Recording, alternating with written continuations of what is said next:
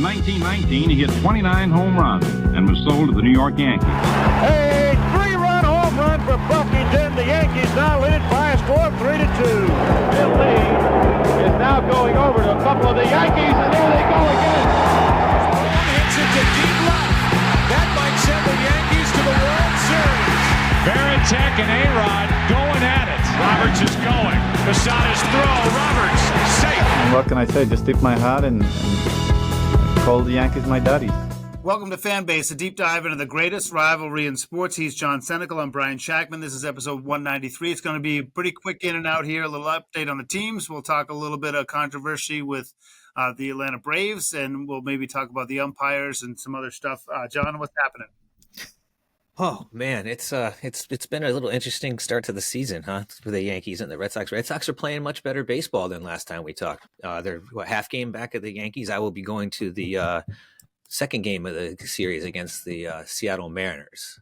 You're just going all the time. This is going to be your third game. Yeah, I know. Well, when you're getting free tickets, you can't say no, right, Brian? Yeah, that's really cool. You get them through the work you're at or through us? I get them through the work I'm at. The guy here has like season tickets. Are they good seats?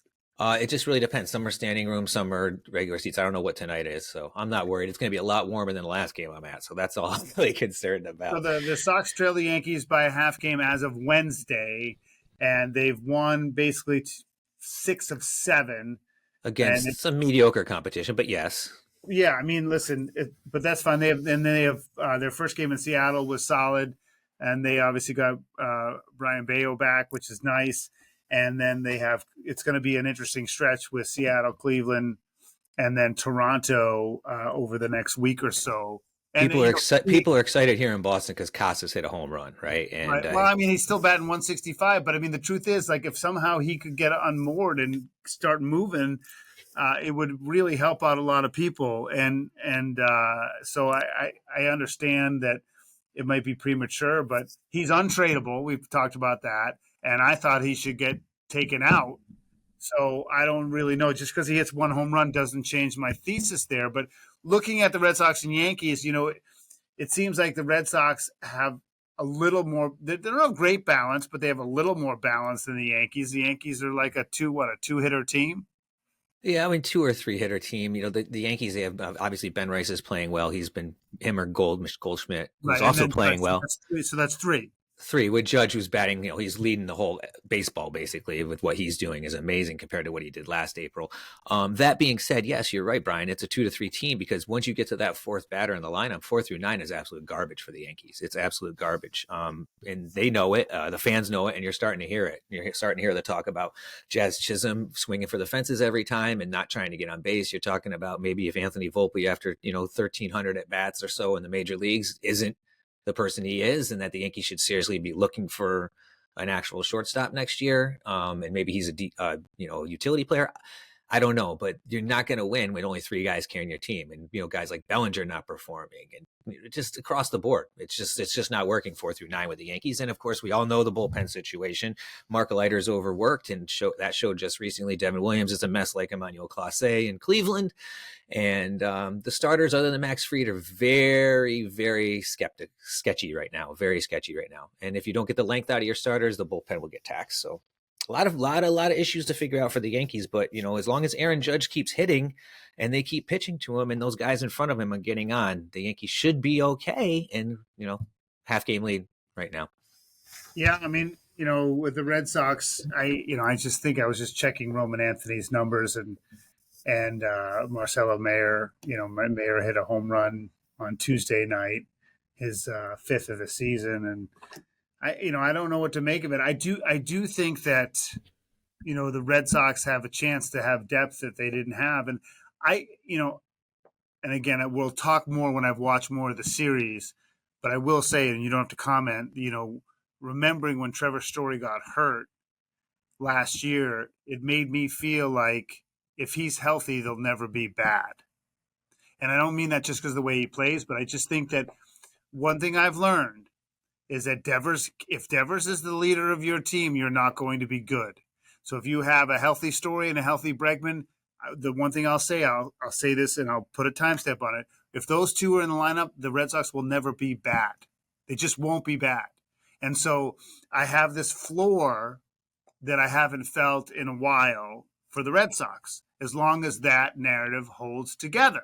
And so that's how I feel right now. I guess that's cautious optimism, but I tell you, those two guys stabilize everything.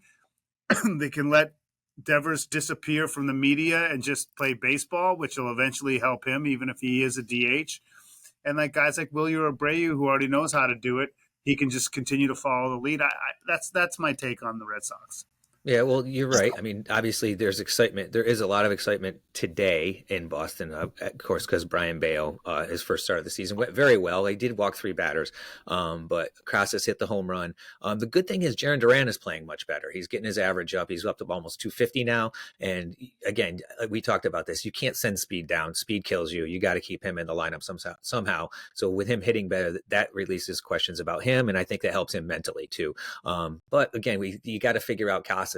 And who knows? Only time's going to tell with that. But yes, you are right. There is more optimism for the Red Sox, and like I said, the standings are showing it. The Yankees. I'll say one more thing about the Yankees. Giancarlo Stanton was taking live batting practice just as of Tuesday, and so far, I don't think he can pick up a glass of milk this morning, I believe. So I think he's all right so far. So there's progress. Maybe he was. I thought maybe he'd be out for like the season. He's going to come back before the All-Star break. Oh, I don't know. I mean, he's taking batting practice. I mean, for all I know, who knows? I could just be hitting off a tee. But there's at least he's doing something, right? And his double elbow tennis elbow seems to be working in the right direction. And as much as we say it, he's a force in that lineup. He's a stabilizer in that lineup. But if he does come back, then that chokes up the DH. So again, they might have a Red Sox problem with like the Yoshida issue. So who's DH now? Who's DH now? Well, it just really depends. They kind of just throw whoever's available in there. Then why is it a problem then? Well, because he's going to take that spot up. And right, that means Jason Dominguez is going to have to play on the field all the time. Aaron Judge is going to have to play on the field all the time. Well, so I mean, first of all, Stanton comes back. He's probably not going to play every day. No. Number 2, he makes them better, even if he goes 0 for 4 in some ways, he makes them better because. I mean, time out. Let's not get excited. He's at least a month away. At least a month away. I would think. I hope he stays. I mean, I don't like to see anybody hurt, but all I'll say is if he's in the lineup, he's a difference maker.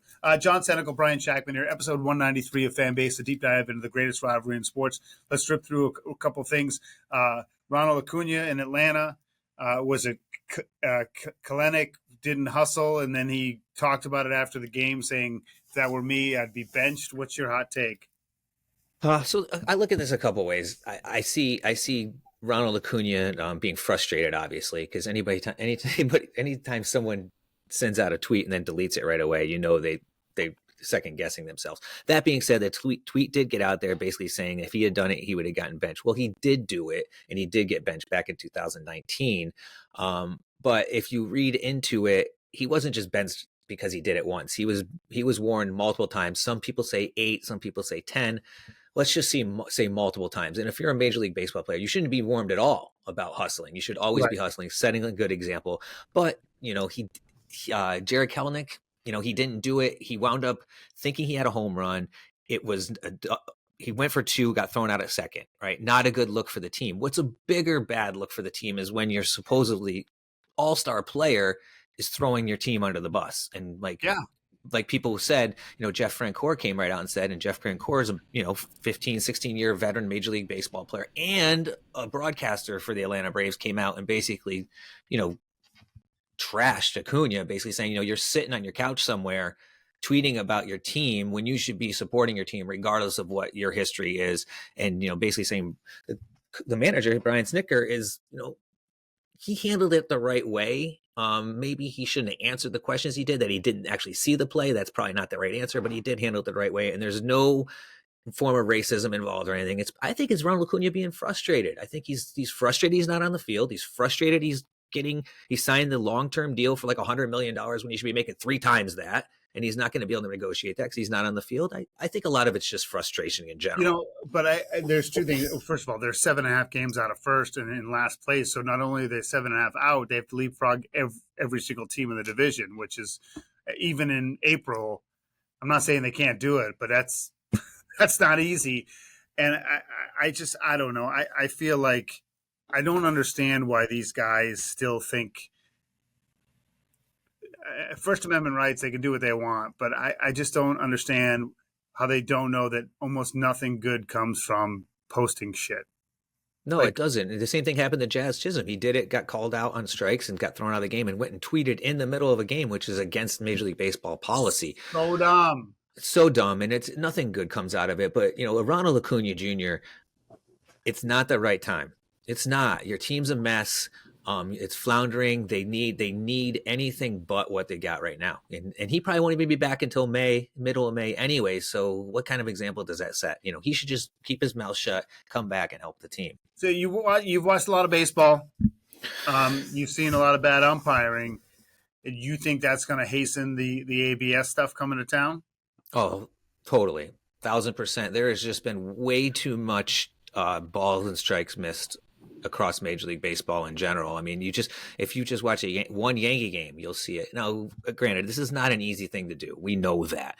But these guys are there for a reason, just like the Major League Baseball players are there for a reason. So you should not be doing games at 80% efficiency, or ringing up players when balls are 6 inches off the plate, or calling home runs that are home runs foul balls, like in Aaron Judge's case. It's just a bad look across baseball. The ABS system we know has been used in minor leagues and spring training. It's coming. And unless the Major League Umpires Association wants to really start figuring it out, they're going to get replaced by that. I mean, they're not going to get replaced, but they are going to have their stuff even scrutinized even more. I'm not a big replay fan. I'm not a big fan of computerizing anything. I don't mind human error. The only thing that I'm positive on is if they make the automatic strike zone bigger. Like, I would like to see, it doesn't have to be, knees to chest or whatever, the way you were taught in Little League, but I do think that a lot of professional baseball has too small a strike zone. And if they were going to make it uniform, I'd like to see them uniformly have a bigger strike zone. Yeah, I think what it comes down to, Brian, is consistency. When you watch these Major League Baseball games, the umpire will be calling the same pitch a ball in the third inning that he was calling a strike in the first inning, and vice versa. And you can't have that because these Major League hitters are too good. They're not going to swing at that pitch, regardless of the count. If it's the ninth inning, they're not going to swing at that pitch. And you cannot take the bat out of someone's hand by being that bad and not consistent. It's there's way too much at play, and we all know it, that one strike can determine your seeding in the playoffs. It can determine your wild card. It just does. It's just how it works. Or it just flip flops the game and you win or lose. It's just you give up a walk. So I hope they can tighten it up, but we know regardless, this is coming. Technology wins, like the internet always wins, right? Technology is going to win. It's just going to win out. Now, that being said, I feel like they need to do something more. This two a game stuff, I think, is a little ridiculous. Maybe there's got to be some tweaking to it, but it's coming, and they're not doing themselves any favors. So you're headed to Fenway for what you said, the third or the fourth time? Third? Yeah, this will be my third game at Fenway, and I'm still hate it as much as you did last week. Well, we'll see. We'll see. We'll see how it is. Now, I spent last week. I was covering first pitch, so I sat up in the press box. Now that was nice, very comfortable seats. And they got a soft serve machine up there, dude. They got dude. I'm telling you, like, that soft serve was on point. They had all the toppings. It was great. Now the food, the food was okay. Of course, they have to have some sort of fish dish because you're in Boston. You're by the water. You got to have a fish dish. But fish and hot dogs. There was fish. There's fish and hot dogs. A salad bar. I mean, it was standard fare for press box. But anytime you can find a slushy machine or a soft serve machine, you're winning. You're winning. They had soft serve. They had M&Ms. They had M&Ms, they had gummy bears, they had Heath Bar, they had sprinkles, chocolate, and rainbow, and both sauces, chocolate and caramel. Day made. I'm telling you, man, I would have went back again. But I didn't. But I'll be up there again. One thing I would really want to point out before we leave, I dogged on the Mets at the beginning of the season, and they are surprising the hell out of everybody. How are they? Yeah. The Mets starters this year, how many home runs do you think the Mets starters have given up this year? Just take a guess. The starting pitching. 6. Holy cow, that's good. 5 home runs, dude. That's crazy. Well, I mean, listen, they're 4 games clear as of Wednesday morning. And Lindor is just starting to hit. I mean, they're going to be dangerous. I might have to eat some serious crow on this one. It's weird because I don't find myself hating the Mets. Best pitching in baseball, too. And I know Who'd have thought? some people hate Steve Cohen, but I would love to see them in the World Series. I'm an ABD guy. I'm anything but the Dodgers, really. That's how I feel. We need Subway Series again. That'd be great for us. For me. I mean, for either way, baseball. I wouldn't mind seeing the Mets do some damage because I think it's just, I don't know. I for some reason I like them. John, great stuff as always. Have fun at Fenway because I know if you don't, we'll hear about it.